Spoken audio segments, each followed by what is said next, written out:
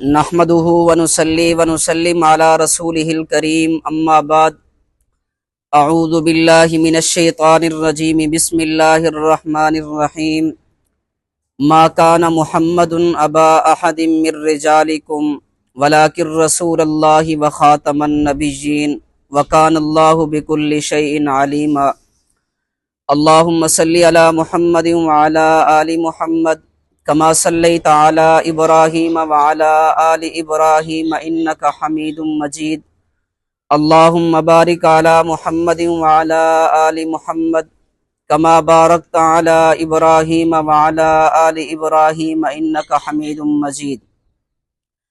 جتنے غریب گھر ہیں اجالوں سے دور دور، جتنے غریب گھر ہیں اجالوں سے دور دور، اتنی ہی روشنی میں ستاروں سے چھین لوں۔ جتنے غریب گھر ہیں اجاڑوں سے بے نیاب، اتنی ہی چادریں میں مزاروں سے چھین لوں۔ میرے ارادے ہوں اتنا کم سے کم بلند کہ میں تاج بادشاہوں کے فقط اشارے سے چھین لوں۔ انتہائی واجب الاحترام ہمارا اہل سنت والجماعت کا عقیدہ ہے، اللہ رب العزت نے اس کائنات کا محور و مرکز اور منبع حضرت محمد مصطفیٰ صلی اللہ علیہ وسلم کی ذات گرامی کو بنایا ہے۔ اس کائنات میں 4 طبقات ہیں جو سب سے اعلیٰ ہیں۔ ان چاروں طبقات کا تذکرہ اللہ رب العزت نے قرآن کریم کی ایک آیت میں بیان فرمایا ہے، وَمَن يُطِعِ اللَّهَ وَالرَّسُولَ فَأُولَٰئِكَ مَعَ الَّذِينَ أَنْعَمَ اللَّهُ عَلَيْهِم مِّنَ النَّبِيِّينَ وَالصِّدِّيقِينَ وَالشُّهَدَاءِ وَالصَّالِحِينَ۔ ہمارا عقیدہ ہے اگر نبوت کا مسئلہ ہو تو مرکز پیغمبر کی ذات ہے، ان سے نبوت نکلتی ہے، باقی انبیاء کو ملتی ہے۔ اگر شہداء اور صالحین کا مسئلہ ہو تو میرے پیغمبر سے شہادت کا وصف نکلا ہے، باقی انبیاء کو ملا ہے۔ میرے پیغمبر سے ولایت چلی ہے، باقی حضرات کو ملی ہے۔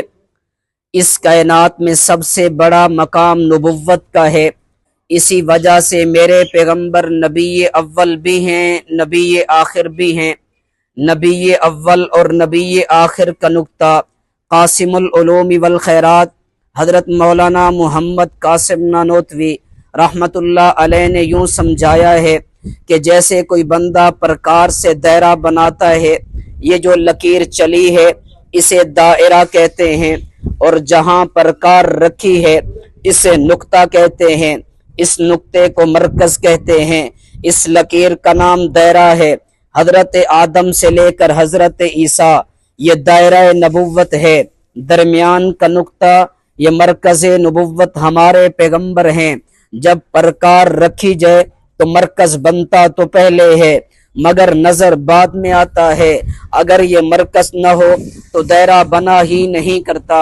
ہمارے پیغمبر وجود نبوت میں اول ہیں، ظہور نبوت میں آخر ہیں، نبوت چلی بھی ان سے ہے، نبوت ختم بھی ان پر ہے۔ میں کہتا ہوں صداقت وصف کا نام ہے، ہمارے پیغمبر اوصاف کا منبع ہیں۔ میں اوصاف کے منبع ہونے پر دلیل وہ دینے لگا ہوں جو کئی بار آپ نے سنی تو ہوگی مگر دلیل پر شاید توجہ نہ دی ہو۔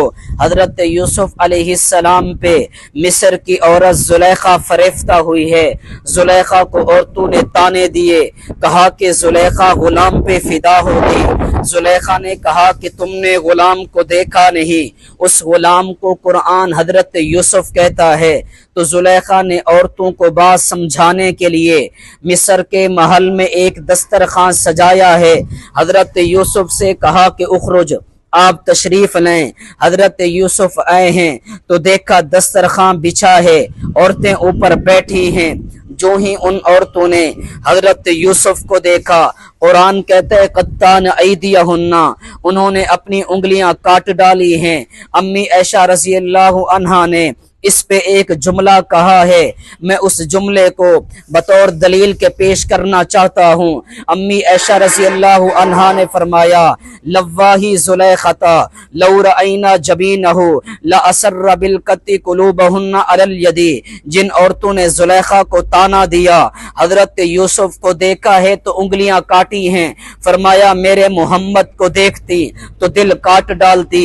امی عائشہ نے یہ کیوں کہا ہے؟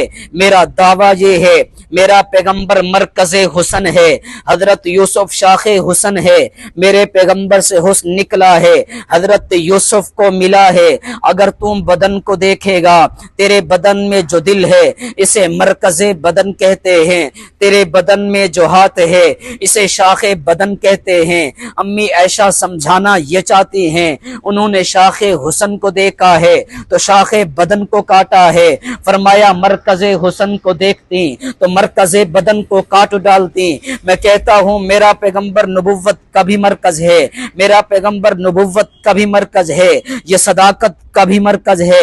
میرا پیغمبر اگر مرکز ہے تو پھر ولایت کا بھی مرکز ہے۔ ولایت کے اعلیٰ درجے کو نبوت کہتے ہیں، نبوت کے اعلیٰ درجے کو ختم نبوت کہتے ہیں۔ اگر نبی جمع ہو جائے تو کلمہ اسی کا پڑھنا پڑتا ہے، اگر نبی جمع ہو جائے امامت اسی کی ہوتی ہے، شہادت بھی چلی تو میرے پیغمبر سے۔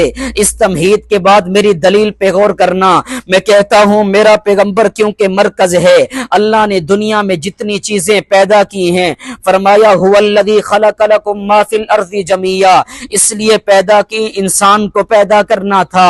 اللہ نے انسان کو پیدا کیا، حضرت آدم کو جو پیدا کیا ہے، جب حضرت آدم کی باری آئی ہے خدا نے یوں اعلان فرمایا لولا محمد لما خلقتک، اے آدم اگر حضرت محمد کو پیدا نہ کرنا ہوتا تو میں تجھے بھی وجود نہ دیتا۔ تو پتہ یہ چلا ہے کائنات کے پیدا ہونے کا سبب انسان ہے، انسان کے پیدا ہونے کا سبب حضرت آدم ہیں، آدم کی پیدائش کا سبب حضرت محمد ہیں۔ تو پھر یہ بات کہہ دینا میرا پیغمبر پوری کائنات کا مرکز ہے، میرا پیغمبر پوری کائنات کا محور ہے، حضور کی ذات کی وجہ سے پوری کائنات کو وجود ملا ہے۔ اس تمہید کے بعد اب میں مسلک پر دلیل دینے لگا ہوں۔ میرا پیغمبر کیونکہ مرکز ہے ساری کائنات کا، پھر دنیا کا اصول اور ضابطہ یہ ہے کہ جس کا مرکز کے ساتھ جتنا تعلق ہو اسے اتنا ہی مقام ملا کرتا ہے، جو مرکز سے جڑتا ہے مقام پاتا چلا جاتا ہے، جو مرکز سے دور ہوتا ہے مقام کم ملتا ہے، اگر مرکز سے کٹ جائے وہ جہنم میں چلا جایا کرتا ہے۔ میرا پیغمبر کیونکہ مرکز ہے پوری کائنات کا، اہل سنت والجماعت کا عقیدہ ہے ہمارے پیغمبر جہاں آرام فرما ہے، میرے پیغمبر کی جو قبر کی مٹی ہے یہ دیکھنے میں تو مٹی ہے، اس میں شعور بھی نہیں ہے، یہ دیکھنے میں تو مٹی ہے، اس میں احساس بھی نہیں ہے، یہ دیکھنے میں تو مٹی ہے، اس میں ادراک بھی نہیں ہے، لیکن مرکز انسانیت پیغمبر کے وجود سے ملی ہے۔ اہل سنت والجماعت کا عقیدہ ہے مٹی کے وہ ذرات جو پیغمبر کے وجود سے ملے ہیں، خدا کی قسم وہ مسجد نبوی سے بھی اعلیٰ ہیں، خدا کی قسم وہ کعبہ سے بھی اعلیٰ ہیں، خدا کی قسم وہ لوح محفوظ سے بھی اعلیٰ ہیں، وہ عرش سے بھی اعلیٰ ہیں، اس لیے کہ وہ مرکز انسانیت پیغمبر کے وجود سے ملے ہیں۔ پھر میں دلیل دے کر یوں بات کہتا ہوں، ارے وہ مٹی جس میں احساس بھی نہیں تھا، وہ مٹی جس میں شعور بھی نہیں تھا، وہ مٹی جس میں ادراک بھی نہیں تھا، اگر پیغمبر کے وجود سے ملے وہ عرش سے بھی اعلیٰ ہے، تو صدیق میں شعور بھی ہے، صدیق میں احساس بھی ہے، صدیق میں علم بھی ہے۔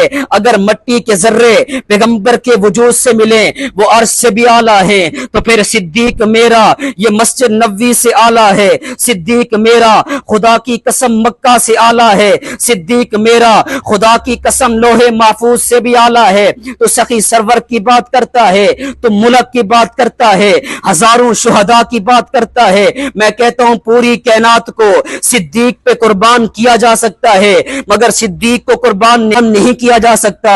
ہمیں امن عزیز ہے مگر صدیق پہ قربان ہوگا، مجھے جان عزیز ہے مگر صدیق پہ قربان ہوگی، مجھے والدین عزیز ہیں مگر صدیق پہ قربان ہوں گے۔ ارے صدیق ملا جو پیغمبر سے ہے، پیغمبر سے مٹی مل جائے وہ اعلیٰ ہے، تو صدیق ساتھ کا ساتھ ہے، ساتھ رہے گا۔ بتا وہ کائنات میں اعلیٰ کیوں نہیں ہے؟